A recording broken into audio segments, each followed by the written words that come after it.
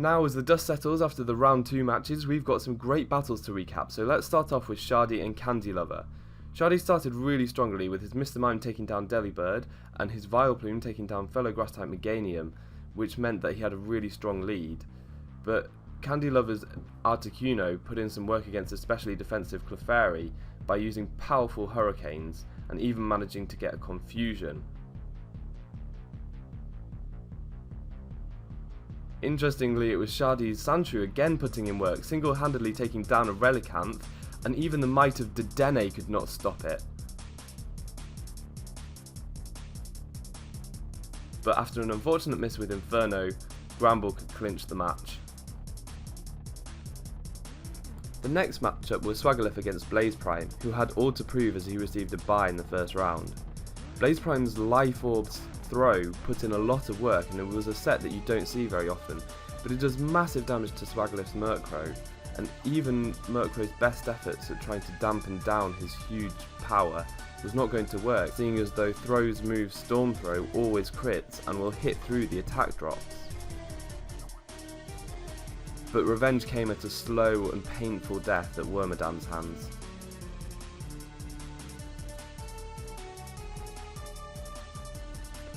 Porygon's bulk was a huge asset to Swagilyph, with it easily being able to tank hits from monsters like Behem and KO with Tri-Attack.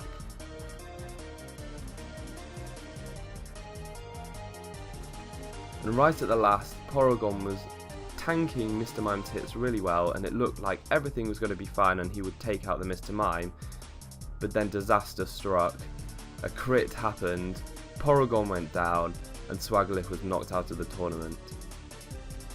DunDeal headed off against Scizorsome, which promised to be a great match. Dun's Persian used Clefairy as his plaything early on, faking it out, taunting it to prevent it getting up Stealth Rocks, and then U-turning out to gain momentum. Dun's Behem also showed its power by KOing Mantine, and also doing so much damage to Mr. Mime with a resisted hit.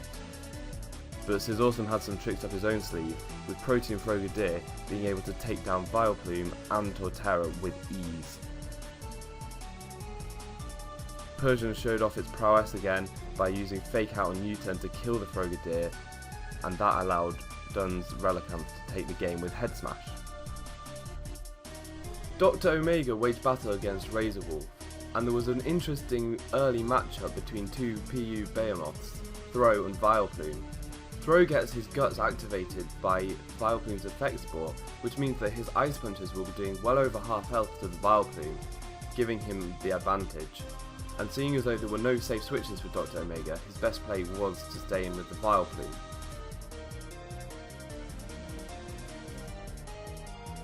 But after a tense battle, it was Dr. Omega's Stunfisk that did so much work, taking down Magcargo, Swoobat, and even Mantine, which has super effective moves against it.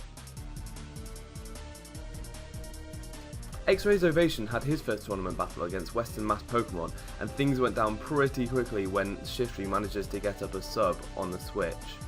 Glaceon goes down straight away to a Leaf Storm, which is really impressive, and it just shows off Shiftry's amazing power.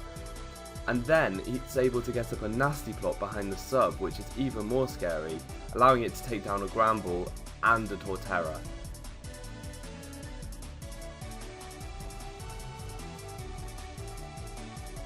X-Ray's Ovation caused back some momentum by getting a coil up with the Arbok and using Sucker Punch against the Hypno.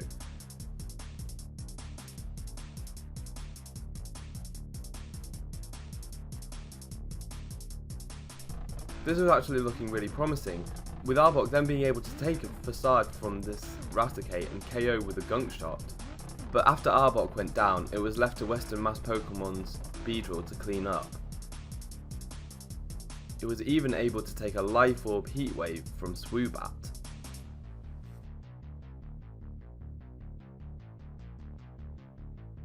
Blaziken crossed swords with the DunFanatic in a tale of two Simipours. The DunFanatic Simipour pulled through, scoring a crit on the opponent's Rotom. However, Blaziken's Simipour was not as lucky, as after a Nasty Plot, it gets Thunderwaved by Porygon, and then misses a crucial Hydro Pump, because that allows the Porygon to get up a Recover. and after the recover, Porygon was then able to handle all of Blaze King's sweepers really quite well, getting off another T-Wave on the Dodrio.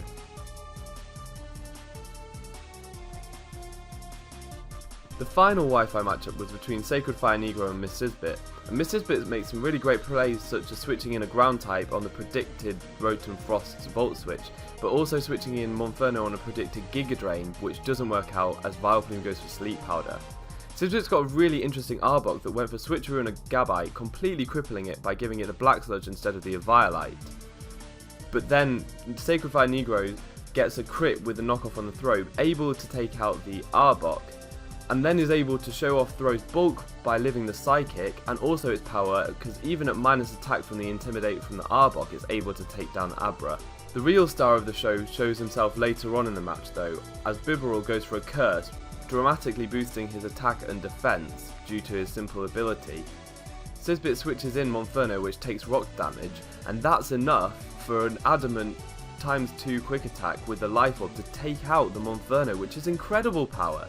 Now Mantine comes in, but that's definitely not going to be able to take one of these quick attacks either. And the only Pokemon Sysbit has left is the Frogadier that he switched out earlier.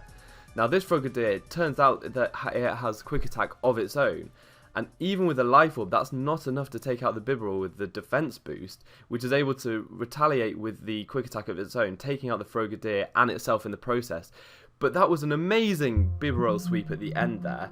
So I hope you enjoyed all these battles. There was one more, which is Archizel's battle against Jedi Cardet, or Coruscant Red Cat. And I'll leave the link to that battle in the description, because that's actually uploaded on Archizel's channel itself. That was done on Showdown though, because of time constraint issues. But yeah, that's round 2. Now we're moving on to round 3, and we have some really interesting matches going on, so definitely have a look out for them. Check the brackets again, see where you are, see who you're facing, and try and get those battles done as quickly as possible, so that we can see who's going into the semi-finals of the bracket. This is getting really exciting, guys. It's time to try and pick your winner, see who you think is doing well, see the previous scores, and see who you think is going to go far. I know who I think is having really strong games at the moment, so I'm gonna see if they do well, and I'm really pleased with my bracket's progress. I think everyone is playing really well, and I'm sure we stand a good chance of beating the winner of the Kanto bracket over on Pokemon's channel. If you want to catch up on his side of the tournament, then go over to his channel. He's already uploaded a kind of a roundup video of what's happened in his bracket, but basically you can start your round 3 matches now to determine who is going into the semi-finals. I've been Foofoo, you've been awesome, and hopefully see you next time. Bye!